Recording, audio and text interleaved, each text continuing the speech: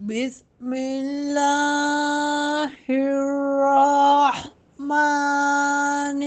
الرحيم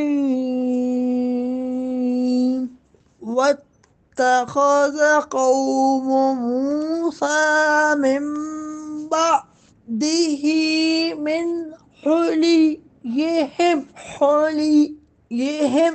عجلا جسدا له خوار ألم يروا أنه لا يكلمهم ولا يهديهم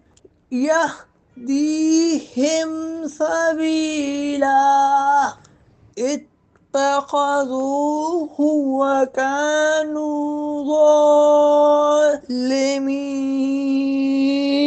اور موسیٰ کے پیچھے اس کی قوم نے اپنے زیورات سے ایک بے جان بچھڑے کو معبود بنا لیا جس کی گائے جیسی آواز تھی۔